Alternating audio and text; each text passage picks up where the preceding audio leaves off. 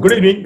We have got Mr. Ravi Gilani in the part two of this session, where we're going to be talking about how one can actually build a consulting career with the skills that you have, how you can thrive at it, be good at it, what are the do's and don'ts. Is it for everybody? Is it only for a select few? How you can carve out a niche out of consulting, and what are the best practices? What are the trade-offs that you could get? And is it only for the freedom that people get into? Is it for the money? Is it for the space and time that they get, or is it for meeting new people? We probably will be talking all about this to with Ravi sir. So he has actually got an extensive amount of experience consulting. His own consulting journey has he's been in the line for last 27 years. He's the founder and managing partner of Goldratt India. He runs the Theory of Constraints workshop. He is consulted with very large scale industries like Jindal. He was a consultant with Eicher, and he has improved the bottom line of a lot of companies in the Indian landscape and spectrum. So we shall talk to Ravi sir on what does it take, what is the kind of armor that you need to have to go out there and call yourself as a consultant, and whether you're equipped with the right kind of skills to call yourself a consultant, and do you have the wherewithal to withstand what it takes. So over to you, Ravi sir. Welcome again to the show, and this is the part two. So do tell us, why should one get into consulting? Is it for everybody? What are the pros and cons involved, and how does one start off, like, with whatever skills they actually have? Kiran, thank you very much for having another session. First of all, consulting, and that too on your own, that means you are not a part of the organization, is not for everyone. You must have a strong reason. I can tell you what was my strong reason. I wanted to be my own boss. It's quite possible in due course of time, one may make lot of money, but no guarantee. You may also get a lot of recognition, respect, but again, no guarantee. If you're going for making more money or somehow show off in the professional circles, please don't do it. Primarily, I would use the only reason, at least I can say for myself, if you want to be a consultant, your own consulting, because you want to be your own boss. You don't want to take orders from anyone. You should have the freedom to say no, including some potential clients, if it is not for you. If you're not enjoying it, you should be able to say no, thank you very much. It's not matching our number one. Now, what are the prerequisites? So first prerequisite I've already said, if you're doing for any other reason other than being your boss, please don't. It's very risky. Now comes, what are the prerequisites? I'll give you very tangible stuff. First, you should have 2 years of cash flow, so that if you don't make any money in the next 2 years, and again, I'm not talking on profit and loss, I'm talking about cash. You should have enough cash so that you can tide over your current level at which you are working or you're living, so that you can carry over for 2 years, so that you can decide at a later stage whether should you continue or should you go back. You should have a house of your own. Why do I say house? No EMIs, no EMI business. Yes. No, EMIs is fine. I have no problem, provided you have cash flow. True. If you have cash flow, I have no issue whatsoever. Okay. I don't want you to have this issue of changing your home, another disturbance. As it is when you start, there are many, I would say, upheavals you have to manage. On the top of it, changing your home because your landlord says, I don't please vacate. It's a major issue. So two things: I had 2 years of cash flow and house of your own. It doesn't matter if it's a small house. Even if it is your parents' house, is fine. You have a place to stay where you will not ask to leave at not necessarily a moment's notice, but in a couple of months also. So for 2 years. And probably you're not burning rental money actually, like paying rent. And so is that why? No. Rental is not an issue. Okay. Even if you have a rental, the landlord can tell you, please vacate. Oh, okay. Okay. It's from that. Rental is a cash issue, nothing more than that. Okay. Okay. So these are the first two requirements. Third, which consulting is a very vast area. Just remember, people pay us money when we solve their problem. Now you will have to work out what is you have. Why should anybody hire you as a consultant? Why? What is so special about you? Now, this is pretty good because pretty important. Important aspect is whatever you work, you must be passionate about it. Now, let me define passionate from my dictionary. You're not being logical. Because if you're logical, you cannot be termed as passionate.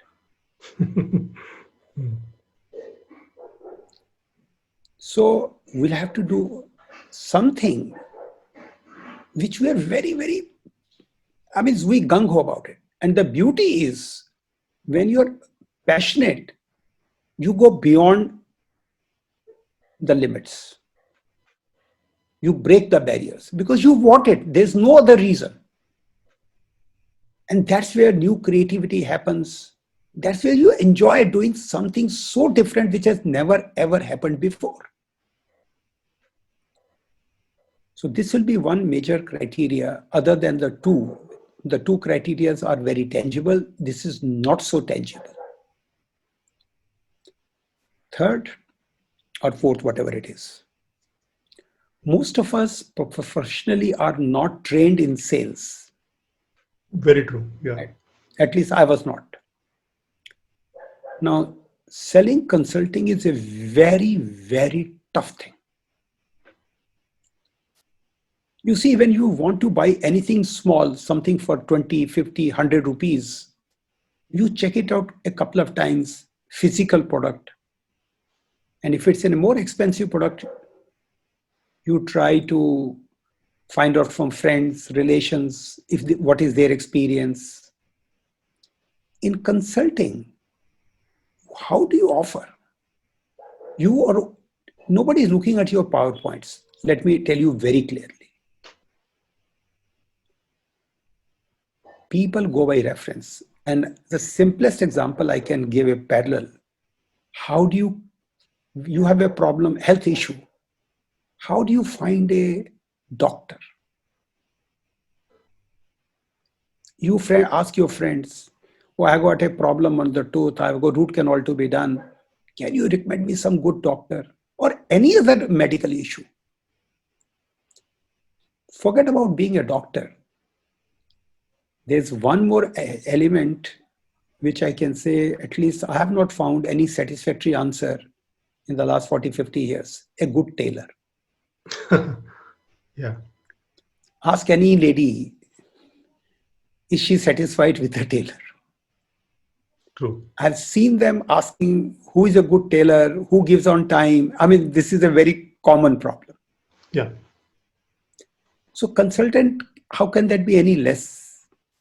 Because any organization for which you do want to consult, it is taking a risk. It's a tacit admission that this is a problem either you don't know how to solve, or you don't have resources.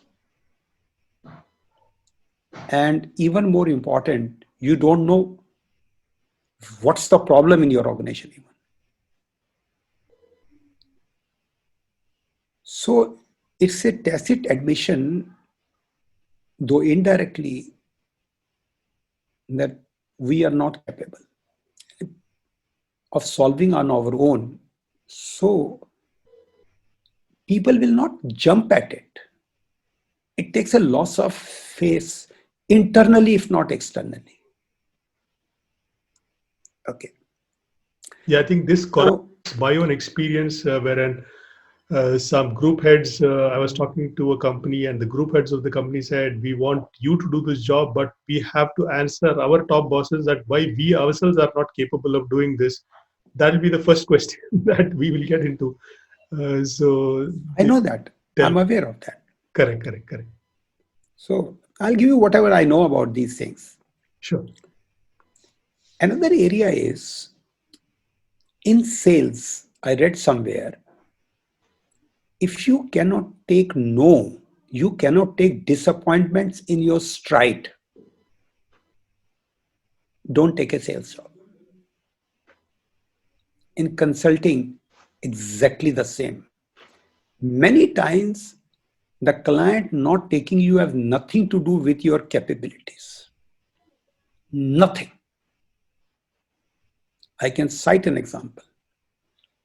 A friend of mine, he was the managing director of a large Tata company. That's all I can tell. His company was not doing well. He was on the hot seat. So he asked me, Ravi, can you help me? I said, sure. I have only one condition. I will not take any money from you. Just provide me guest house accommodation and if I incur anything on travel. Otherwise, I don't need anything from you. He said, great. In any case, I don't have money to offer it to you. I said, fine, no problem. You're a friend.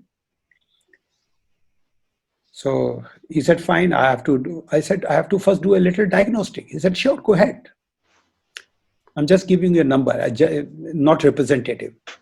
Let's say his loss is 100 crores.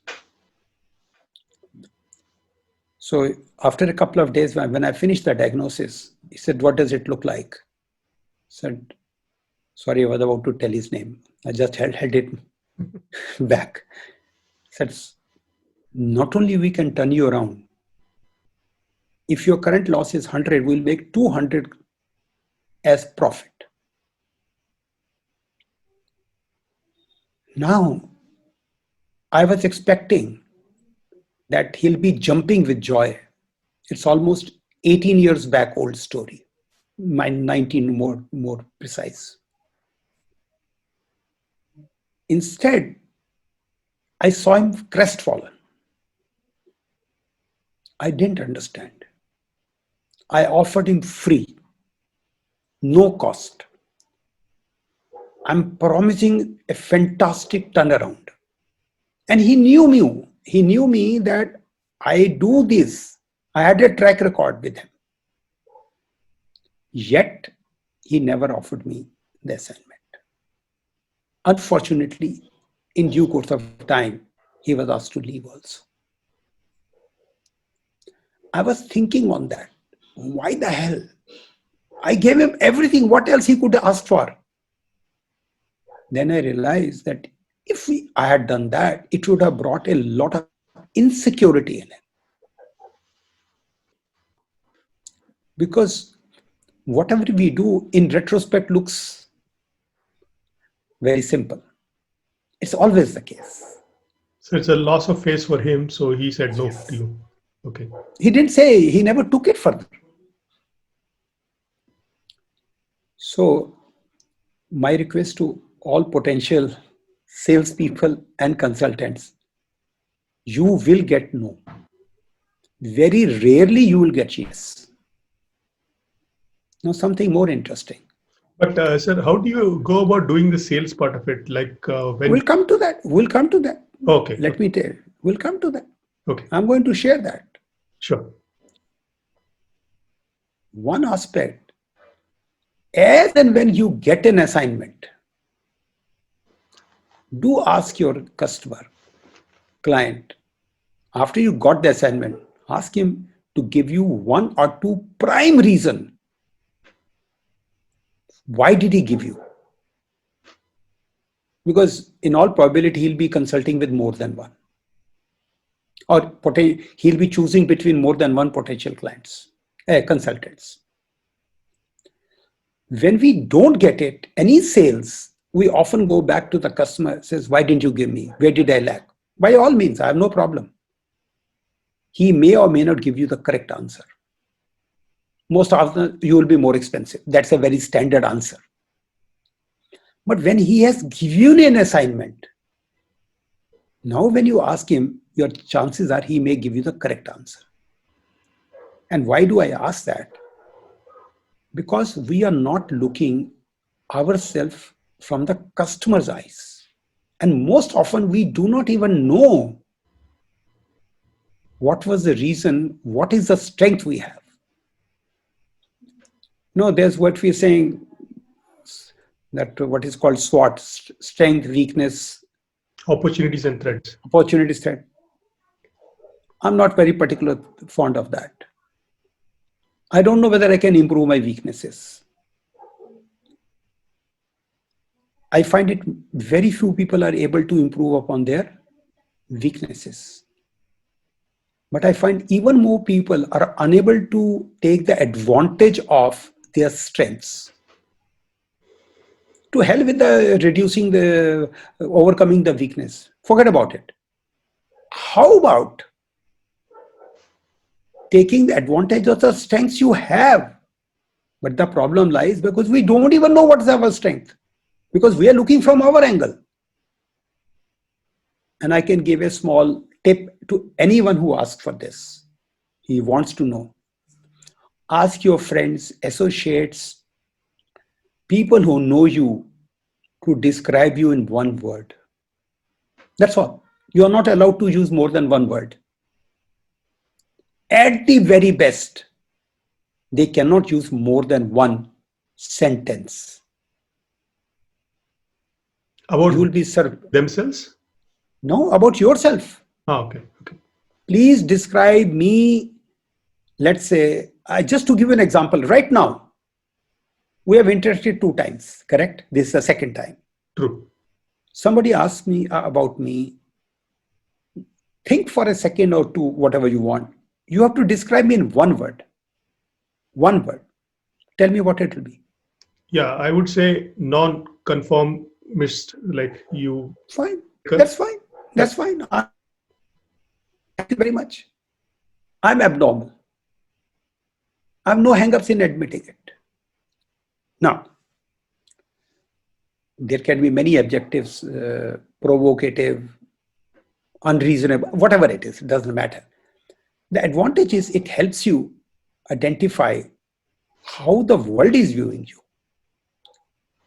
You may not agree with any or all of them, but where you do seem to agree, that's a good one. Because even if others are saying you are very kind-hearted, but in your own mind, you know that you are not kind-hearted, don't try this. Because people have not been able to see through you. But where both external world and your internal world is matching, you would love to do that, isn't it? Because in any case, that's what you think. Like you told me, what word did you use? Non-conformist or non-conformist. So I'm quite okay with that, because that's what I have been telling myself, that don't call me ever normal. That's the worst gali you can give me. So this is one part of it. Now, coming back, I think we did discuss last time a little bit. Now I'm saying you decided to become a consultant. The reason being you want freedom. Number one. The prerequisites, 2. Number 1, adequate cash outflow for next 2 years. Maintaining your current level of living.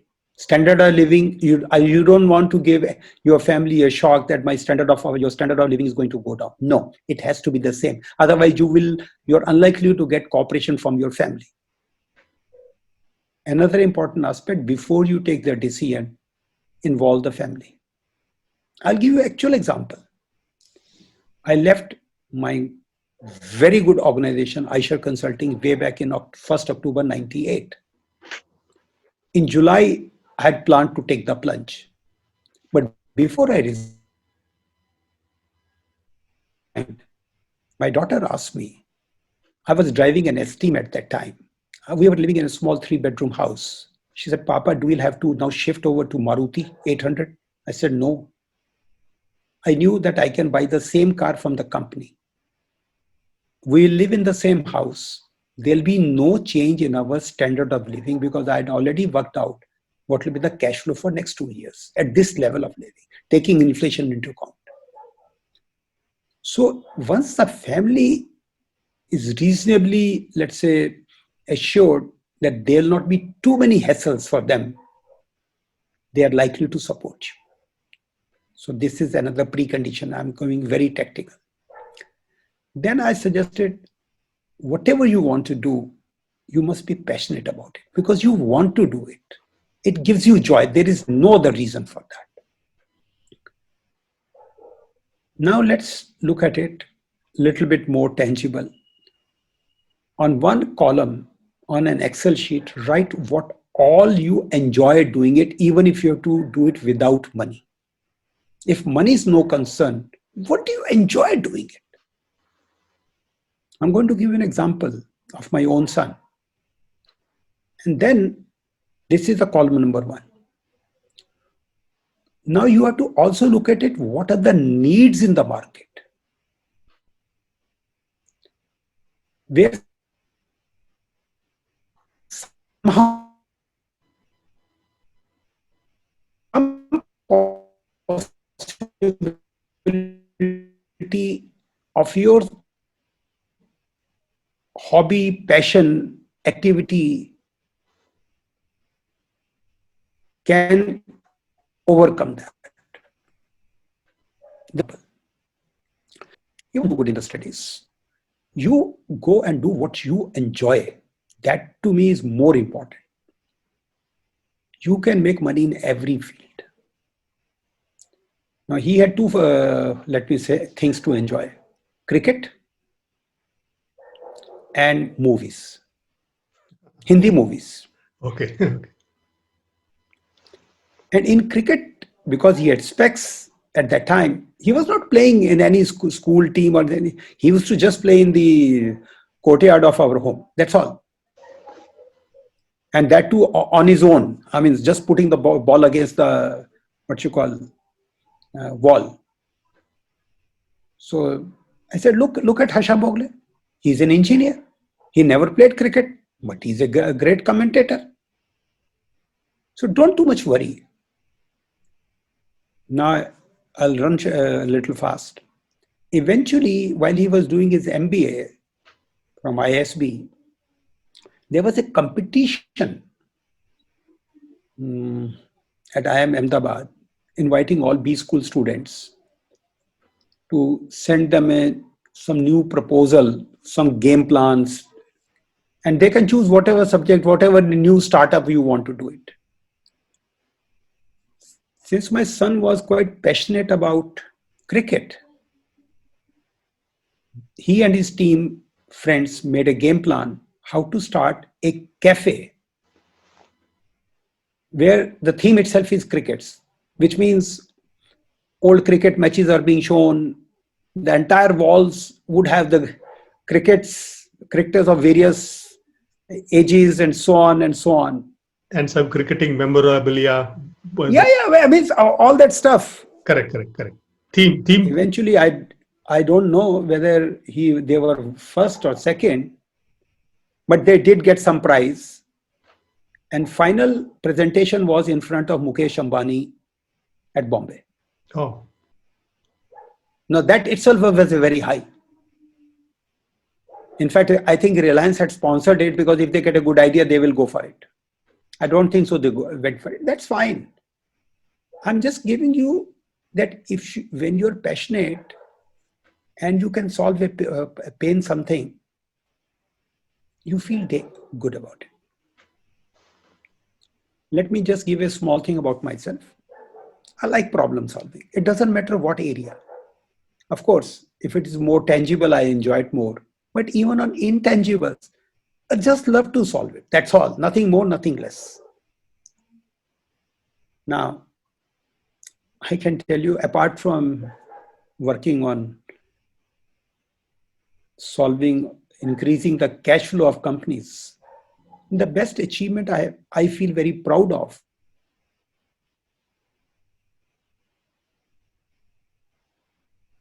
salvage a marriage. Now, I've saved a family. I feel so good. I played a small role in that. Sorry. Sorry, like a counselor, you mean to say? Salvage a marriage? No. I speak like this. Do you think I'm a facilitator? Oh, okay. No way. Nobody has ever accused to be very soft-spoken facilitator. I'm very directive, if you can call it. Okay. I'll tell you one small, simple things. I told them just do one small thing. Every week, sit down for 1 hour and ask each other what cribs you had with me last in this week. Cribs. Don't respond. Just listen. Cribs. Both will have half an hour each. That's all. Both. Husband will tell the wife will tell. With a few stipulations. After this, once this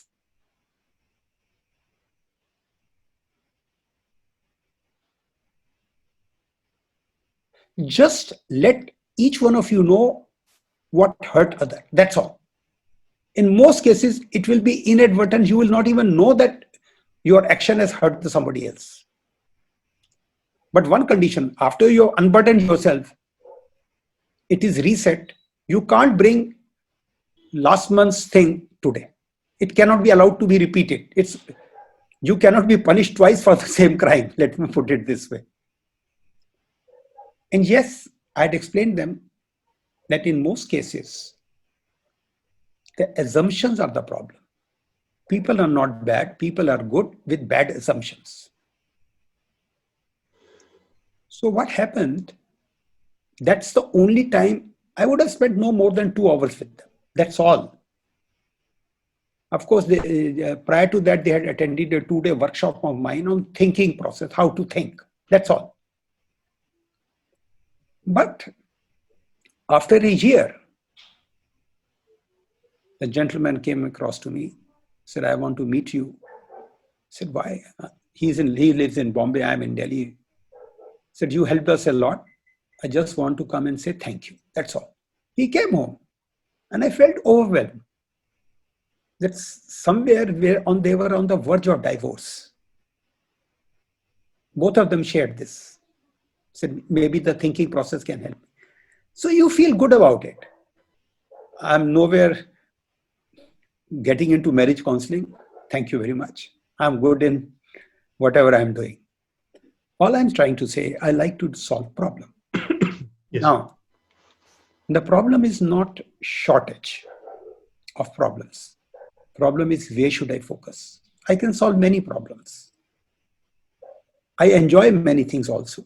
But between them, which is that one which I would enjoy the most? I love to solve tangible problems. I love to increase cash flows or money making with only one precondition. No people reduction. That's all. No layoff. So keeping that in mind, I chose my segment much earlier. That these are the companies I would like. I would like to work for a company which is in severe financial crisis. Let's use that word.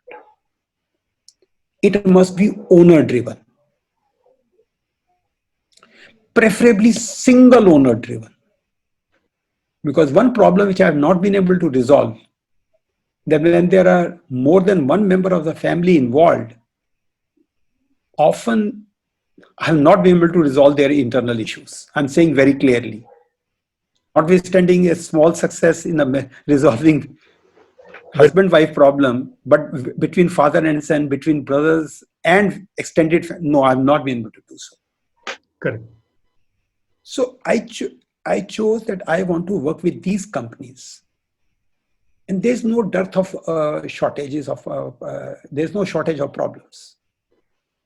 So I chose which problem I would love to work. I prefer manufacturing. I can lay my arms around. Not that I cannot work for a software company, but somehow there's another reason which I'm coming in a few minutes. There's another reason why I like to work for manufacturing. So first, in a one column, you please put what all you like to enjoy, you like to work on, those activities. Second, list what could be the needs in the market. And third, what is your market perception? I'll explain a little bit more.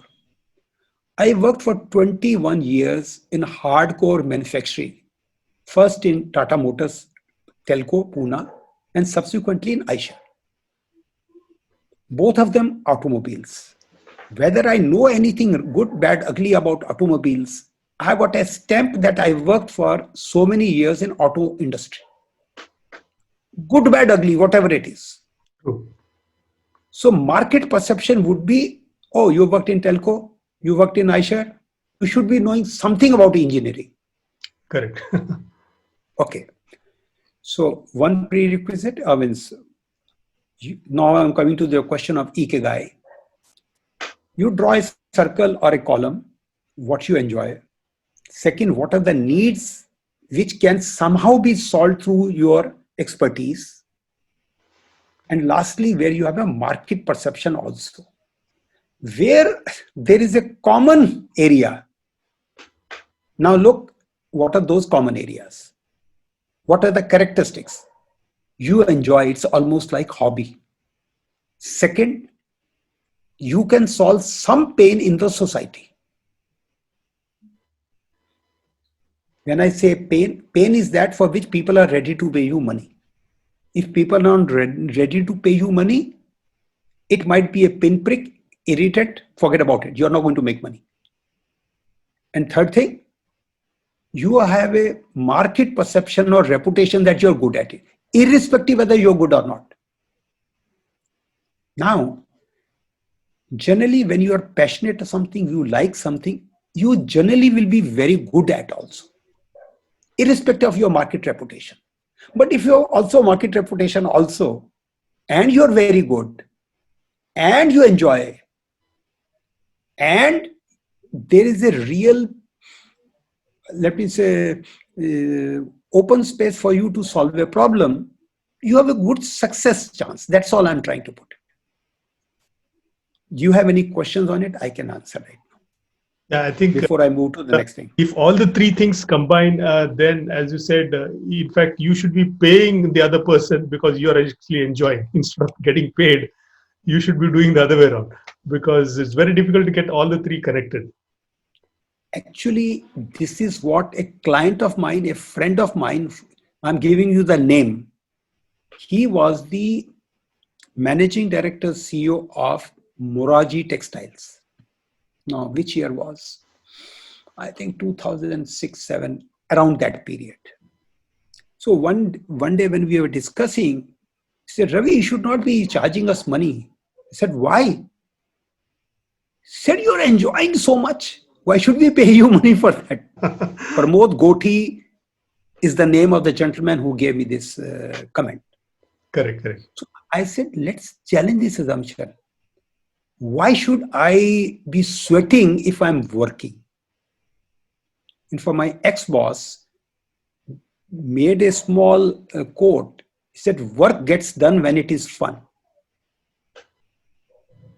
So what happens, once you have these three, you enjoy doing it. Time just runs away.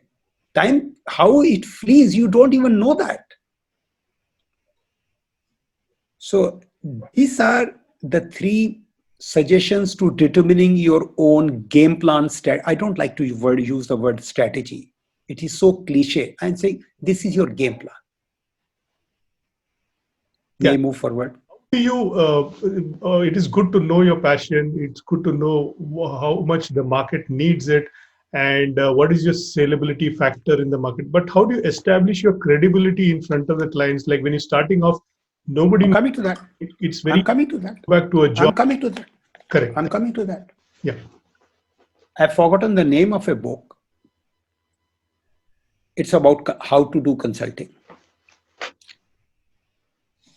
One of the, unfortunately, that book, I've just forgotten the name. I'm unable to locate the name at all, but it was very, very good. I think once you Now, take it from you offline. I've been trying for quite some time, but I'm just not able to remember. I have given to somebody and now I don't know where it is. Okay. Irrespective. You see, there'll be 3 requirements why anybody should give you an assignment. One, of course, needless to say, he must have a need. Without the need, he will not give you no matter what. Second, he must have trust. He must be convinced of your subject matter expertise. That's where the market perception plays a role. But there's a third and a very, very important requirement. That person should trust you as a person. Now, this is where the most difficult thing is. Because for you to, or anyone to trust you, you must have relationship for long. And the problem is the very people whom we can say that they can trust us, we are very uncomfortable asking for assignment from them.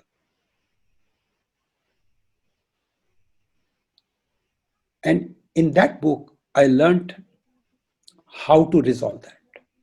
I'm not giving that specific prescription. You go to the people who you think will trust you, who know you for long, and tell them, these are my offerings. But this is the one and the only time I will ever approach you to tell you that I'm doing this, and if you have work, please give it to me. Henceforth, I promise that I will never ever call or ask you, can I have a cup of tea with you? Please don't have no hassle whatsoever. I'm not going to be pushing for any assignment for that. I can tell you this is what I did precisely. Inadvertently. I did not know this before. One of them, Own inner circle, and people whom you trust, you go and ask them, volunteer to solve their problem. yes, you can ask them, look, this is what I'm going to do. If you have a need, do let me know. But with a strong caveat, now that you know, I'm not going to come back to you. Because they should not start avoiding you subsequently. See, the problem is when we broach this new subject, you're uncomfortable whether your relationship with that person will be jeopardized. Will you lose face? Tell them if you don't have any need, it's okay. That's fair. Now, the very first person who gave me an assignment was my classmate from IIT. He knew me for 32 years. You were, I think, the Goa assignment. You were talking about the Goa assignment. Was that the one? No. Okay. It was the assignment at Rajgangpur in Orissa. Correct. Small company, very small company. Now, with God's grace, we could turn it. Close a shop. He was about to close shop, and you helped him get out. He said, I'm in any case planning to close the shop in 6 months' time. Correct. With your help, I might have to close in 3. Because you are going to try totally new stuff. But I know you for so long. I know that you will give your best. I have nothing to lose. Okay. thereafter I got this success. It is the dominoes effect. You know, that bowling, I've never played, but you might know it.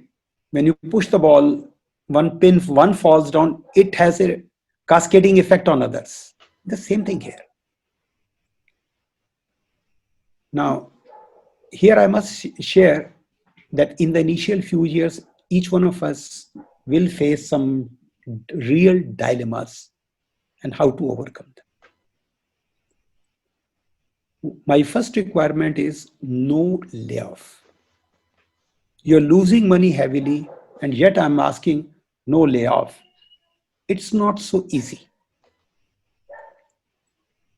Now, if you ever compromise right in the beginning, you will fail because your heart is not in it.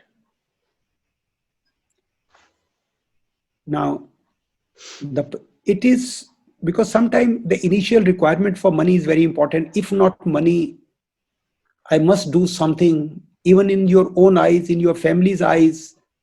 You're sitting idle. You want to take any and every assignment what comes your way. It's very tough. The real thing is that if you take such an assignment and if it doesn't work out, it's not the same situation as starting.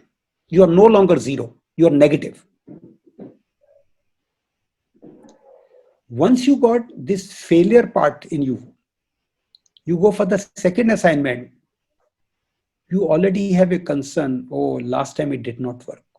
You have a poor memory of the last one. And now a little bit on selling. Little bit.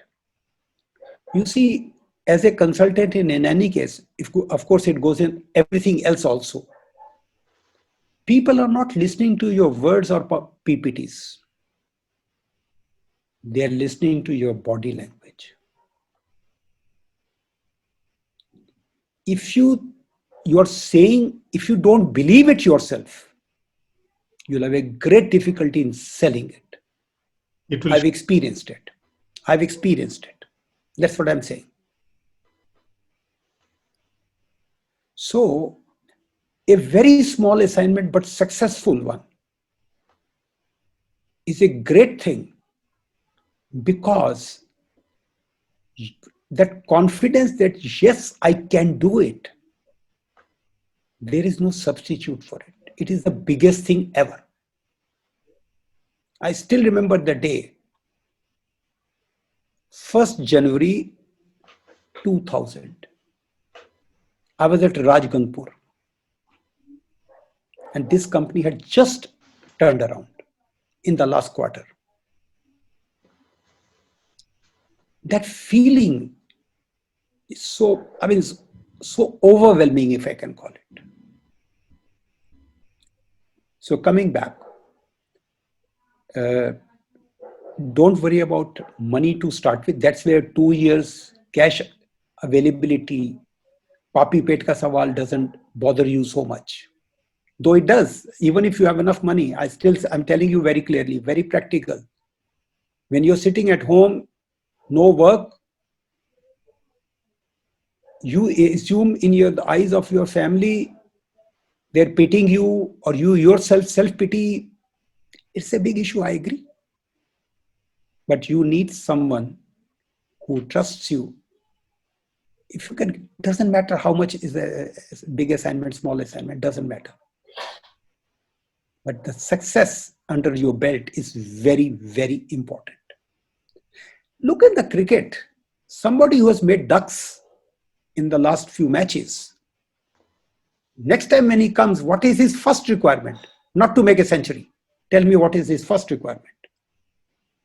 Not to fall for a duck. Make one run. True. Just make one run. It has a huge. Yeah, it boosts your esteem and your own confidence. Absolutely. Now, a few things So I told you how you can connect with your people who trust you. Go and share with them. Okay, but once you do that, sir, like how does the repeat sort of thing happen? Like you want to Later, step by step. You can't just move on. Correct. I'm not interrupting you. So the second aspect is, it's a little bit, I would quickly, because we are taking a lot of time, but some important things I must share. Sure. There are 6-7 questions I ask for contracting properly. It's also there on my LinkedIn, but I can quickly run through here. What do you want? As bluntly as possible. When somebody says, why don't you solve my problem? I said, okay. What do you want? Let's say somebody says, I want to increase sales. Next question is very painful. Why do you want to increase sales? Often the answer would be, what do you mean why? I want to grow. Really? Is sales is the right parameter to grow? Because quite often, if the pain is severe, do ask him, is sales, it happens, everything else, is it possible that sales has happened, but you're still not happy? And he might tell you, yeah, it's possible that we might not be making profits. So if that being the case, why don't you ask for profits? Why sales? Sales is a means. Third question, how will you measure it? Because if you don't have a proper contracting to start with, you will be in great trouble. Sooner or later, you compromise, you colluded with the client, not getting the clarity that lest you ask more blunt question, you may not get assignment. Now I'm going to tell you, today is what, 10th? In 8 days from now, I'm meeting the board of an $8 billion company, the board of directors of $8 billion. I'm going to be as blunt as I'm speaking as it is.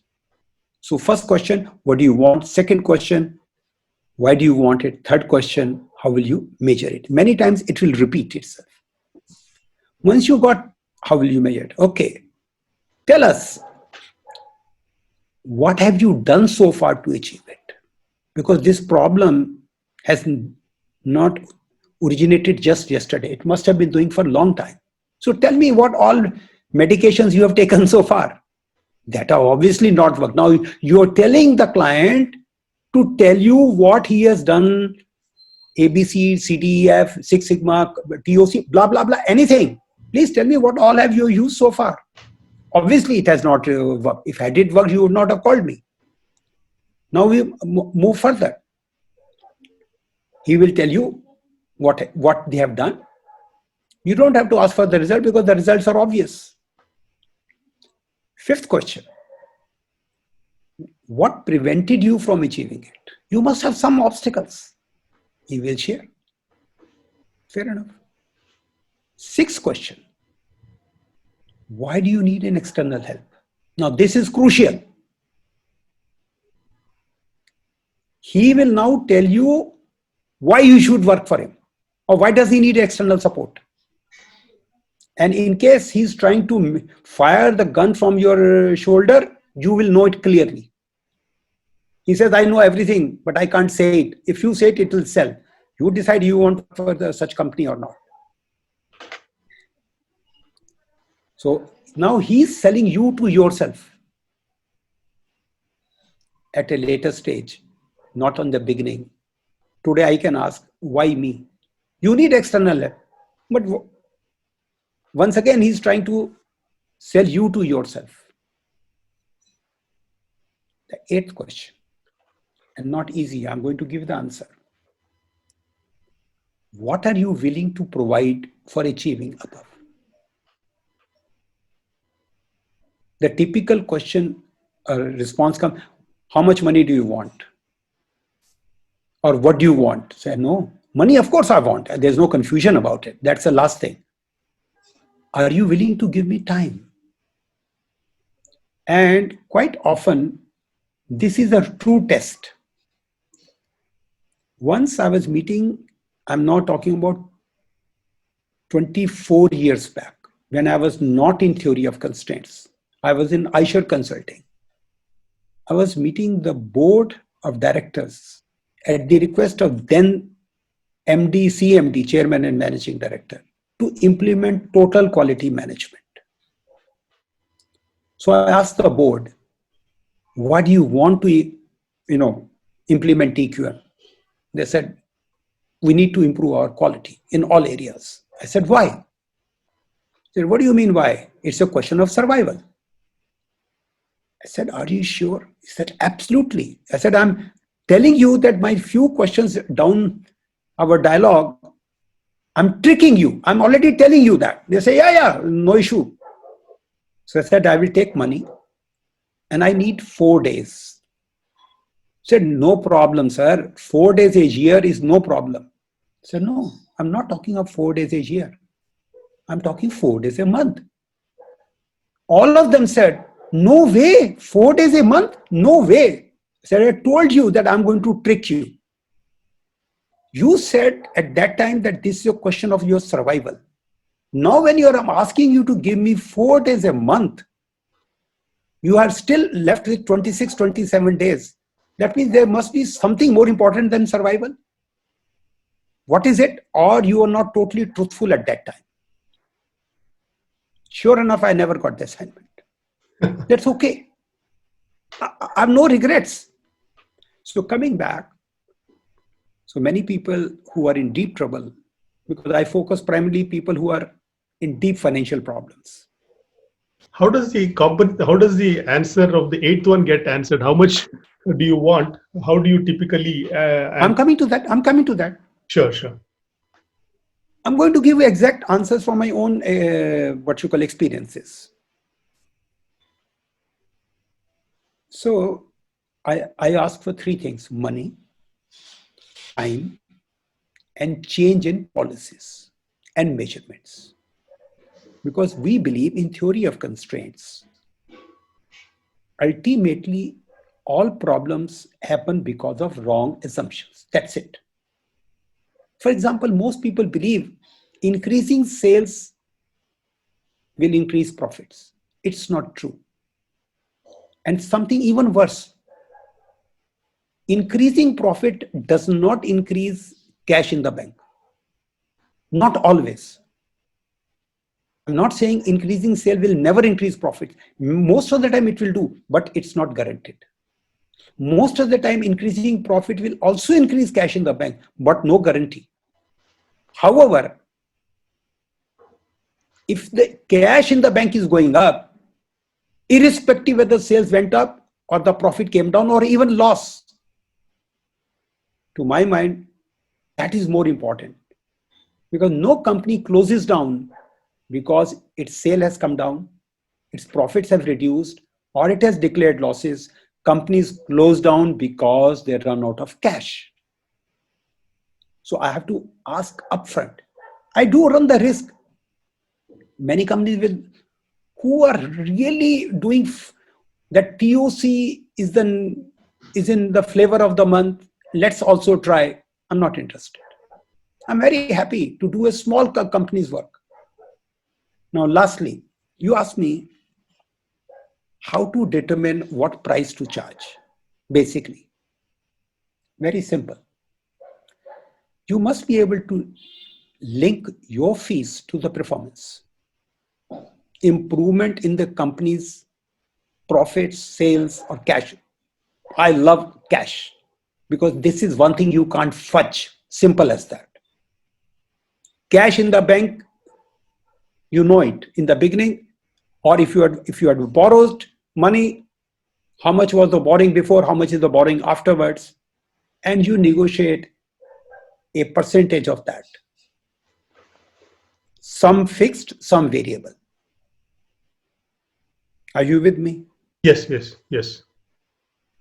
Now a few minutes more, and then we'll start winding up. What would be your projection? Like how you say that? Like let us say you made a company to turn around and probably they achieved 5 crores in profit or something. So will you keep your variable based on that a percentage of that 5 crores? Typically like that. But are you able to project that beforehand, or you would say because of my efforts, you will be able to get into a situation like this? You have to know reasonably well before. Oh, okay, okay. See, if you do not know how much you, of course, one important thing is under promise, overachieve. True. Now, I do ask for fairly large number. Typical is 20% increase in free cash flow. Yes, I do ask for it. Now, I'm going to go a little generic. Not everyone is in theory of constraints, and I don't expect anybody to be in theory of constraints. Let's say you're selling a software. Now, unless at least one of the following three you must be able to increase. Either so-called contribution or throughput of the company where whom you're offering. Not sales, throughput. Or it's working capital. Or it's fixed expenses. If none of it you can improve, and you give bullshit like visibility will go up, your people will have one common platform, etc., transparent, these are bullshit. Because when you pitch for both time and your money, client does not understand increasing transparency will increase your performance. There's no doubt in my mind. But how does the client know what is its value in rupee terms? It's your job to help him work it out. How much will be its impact financially? If not, if it is very small amount, then it might be worthwhile neither for you nor the client to take up this project any further, because the impact is very small. If the impact is large, it has two advantages. He will give you time, because impact is large. And now when he's comparing fees, he's comparing with the financial gains. Remember this very, very carefully. Every decision maker, CEO, MD is going to give you both time and money. He has to compare what is he getting. Unless he knows how much financial terms he's getting, you have a difficulty selling your fees. Is this point clear? Yes, So yes. I'm saying very clear, I'm going to give you 100, you pay me 20. Now, not all is variable. I'm ready for 60, 70, 75% variable. Yes, some fixed also. Now the question is, even my fixed fee is reasonably large. This is where my previous assignments, Help you. the letters, help me. One small thing. As I'm towards the last 8 questions, let's say we have all agreed for everything. I ask the person, please draft a testimonial that when the project is over, you are top of the world. Please draft the testimonial now.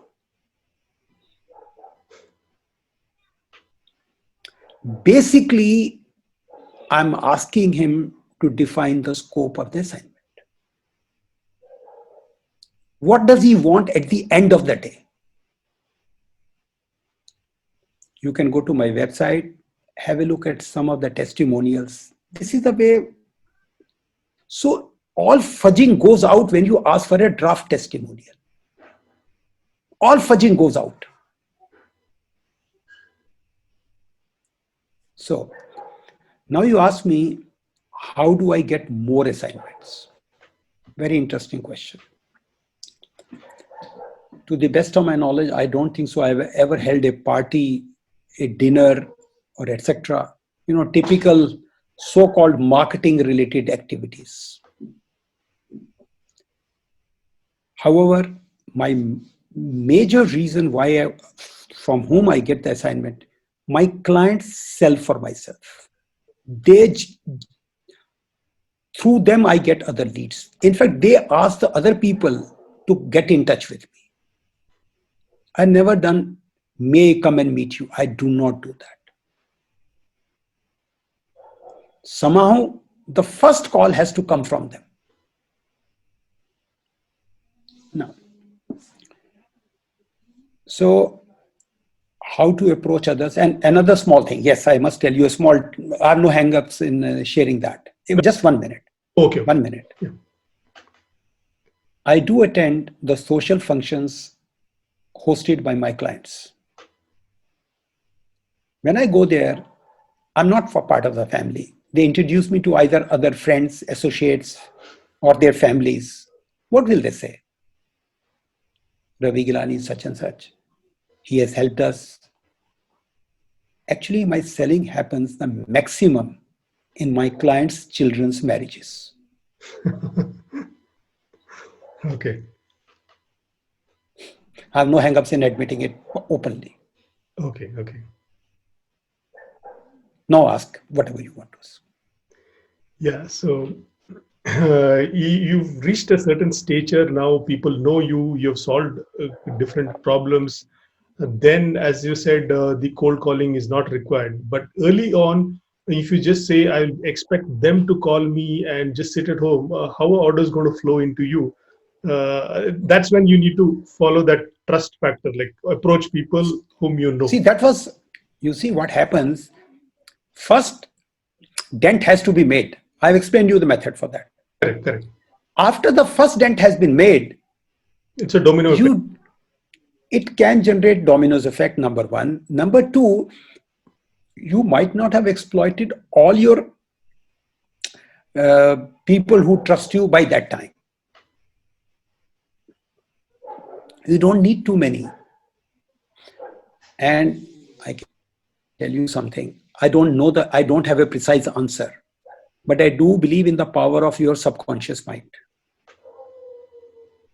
If you had seen the movie The Secret and the stuff, yes, I do believe very strongly in that. When you feel like this, that I can solve a problem, world conspires you to make you a winner. That's all I can tell you. Because if you ask me a very specific process, what did I adopt? Frankly, I cannot tell you. I don't have one. Fantastic. Yeah, I think that's beautiful. So once you convince yourself, then the external world is just a mirror image of what you feel inside. Yeah, that's it. Okay, that's beautiful. Is there anything else you would like to ask me? Do these clients, when you negotiate the eighth point, when you say that some part of it's fixed, some part of it's variable, do they come and challenge you in saying that that terms and conditions not acceptable? We'll probably pay you a fixed salary. We cannot disclose the profit that you're going to make, and so we'll not pay you the variable. I mean, do they come back like that? If that being the case, I say, if not only with me, I'll take a few more minutes to explain you. This is my requirement number one. Oh, okay. In a cricket match, who all needs to know the scoring? Come on, tell me. The umpire, both the teams. Every player. Yeah. So if the game the company is playing is making more money, who all needs to know? All of them. So if you are not willing to share, forget it. I'm not interested. No matter how great you are. I have no interest whatsoever. See, this is where the first thing which I said, I will work for companies who are in great financial stress. The whole world knows you are in trouble. Whom are you fooling? When employee salaries are not paid on time, when provident funds have not been paid on time, when TDS has not been deposited on time, the whole world knows about it. Oh. So whom are you hiding it from? You still want to hide? Thank you very much. You are yet not ready. And do these guys, when you really solve the problem, do they stick to their words, or there are cases that sometimes they go back on their words and Okay. that's all? Yes, it has happened. It has happened with two of my clients in last 22 years. Oh, okay. Only two. That you can live with. I need to improve my capability to work out beforehand, is this client trustable or not? That's my job. I don't blame them. I have no issue whatsoever. Somewhere I did not know how to, like they select me, I also select them. It was mutual. I agreed on my own. So two of them did not. Big deal. Based on two of them, I'm not going to put everyone in the same category. Very true. Incidentally, out of the two, one who did not play by the rule eventually lost his company. It became bankrupt later on, sold off. And he had asked me beforehand, would you work with me on this? But before that, I'm saying very clearly, he cheated me. Said, fine. I told him I didn't have time. I don't have time. Sorry, I can't work for you. That's all. So, doesn't matter. That's fine. And sir, one more thing is, how do you keep yourself upgraded with what kind of problems are required? Are you saying that by rule of thumb, most companies fall into as you said, it comes down to the rule of basics, that cash flow, throughput, cash in hand, and all those things. So how do you ensure that, how do you keep yourself professionally updated with what the industry wants as a consultant? Because probably in your line of business, it comes with experience, but apart from that, how do you look? Yeah. At the end of the, tell me one company which does not want to make more money. Just tell me one company. No, that is true. But my only question was, how do you keep yourself professionally updated with how companies, how do you need to learning curve? My learning curve, I learn, there are three things when you get from an assignment. There are three things. The prime parameter for me is, before I take an assignment, am I going to learn something out of this? Learning. Incidentally, like a child, I'm sharing with you, learning is higher than earning. Why? Look at the spelling. Learning is L plus earning. So learning is a little higher than earning. So the most important thing is, am I going to learn something new? Second thing is, sure enough, earning. And third thing, and not less, it gives you visibility. Because as I'm going now, when I started with the company, it was 4.5 crore company. The first assignment. Today I'm working with Jindal Steel, which is 30,000, 40,000 crore company. Turnover I am talking. Today I feel very comfortable. It did not happen overnight. It took so many years to graduate from one to another, to another, to another. Sure enough, I don't want to, before you can take the first steps, forget about running. And today I was telling you that next week I have a meeting with a $8 billion company, more than twice the size of JSPL. But now I feel confident. The biggest learning, the advantage I got was learning on the assignment, because now I get the confidence that I can work for a $4 billion. Why can't I work for $8 billion company? Correct. Now the gap is not so much. Still, it will have challenges. So I'll actually, every day is a learning process. Every single day. True. And another advantage is, many times what works in one industry, people in the other industry are not even aware of it. So that helps me. Okay. Fine. So have you thought about writing a book which will be a huge value add for a lot of people? As you know, be honest, it's about 15 odd years. True. When I was asked to write a book. Oh, okay. To be honest, I thought in this COVID period, I'll get a lot of time. As luck would have it, I'm more busy than ever before. But frankly, the point is not true, really. It's all excuse. Because the day it will hit me that I must do it, it will happen in a week's time. It's Oh, nothing more than that. okay, okay. What it means is at this moment, writing a book is not as enjoyable as working on some real problem. True, true. I think I've written chapters which have been published in a Brazilian university press about 2 years back. Was it 2 years back? No, yeah, almost 2 years back. The current thought leader in theory of constraints, they published a book called Throughput Economics, and they put a chapter for me. So to that extent, it has happened, but beyond that, no. okay, okay. And one question, since you told that you let your son follow his passion, just wanted to check with you. What is he doing now? Is he doing anything with cricket or movies, or is he into No, other kind of no. vocation? You see, no, he worked for Airtel for a very long period of time at a very senior position. Correct, correct. Chalo, I'll take a few minutes and I will explain you. About few years back, he felt he was stagnating. He wanted to join another startup, a startup. He went across to his boss, the managing director or CEO, not managing director, and gave him his resignation. Said, we never knew that, you're not happy here. He said, no, I'm happy, but I'm stagnating. I'm not learning anything. I'm going at half the salary what I am drawing here. So it's not a question of money. His CEO said, we never thought that you could be such a risk taker. If we were to offer you a very challenging job here, would you do it? He says, I don't know. I'll examine it.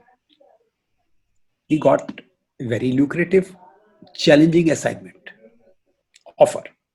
He came, Papa, I'm unable to decide between the two. I said, why? It is so simple. I said, what do you mean? I said, look, the current job which you are doing in your company, let's call it A. The new job offer you got from outside, let's call it B. Obviously, B in your mind is better than A. He said, absolutely yes. Now your CEO has offered you a new role in the old company. Let's call it C. He said, yes. And now you're unable to decide between B and C. He said, yes.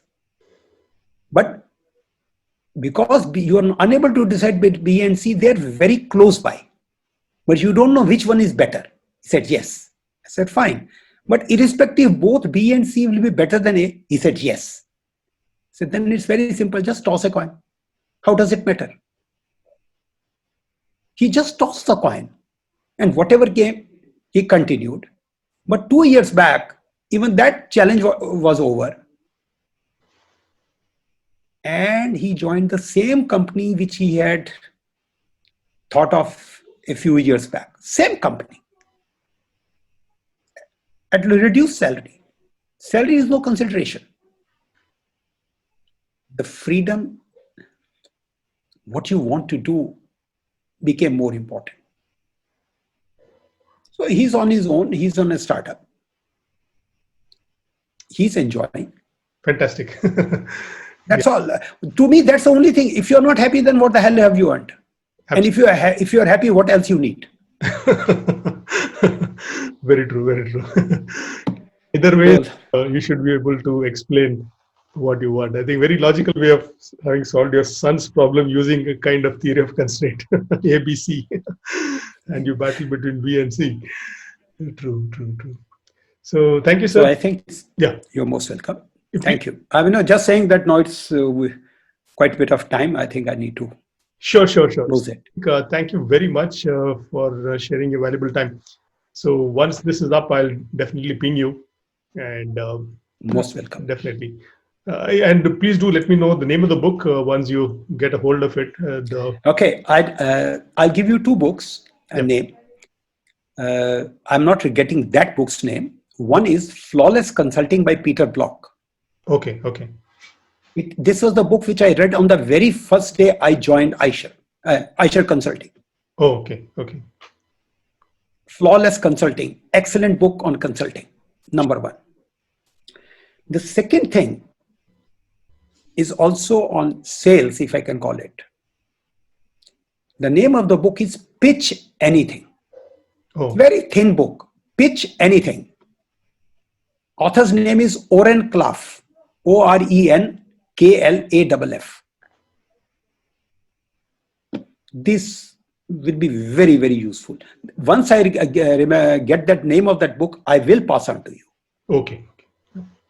Thank you, sir. Thank you very much. Thank you.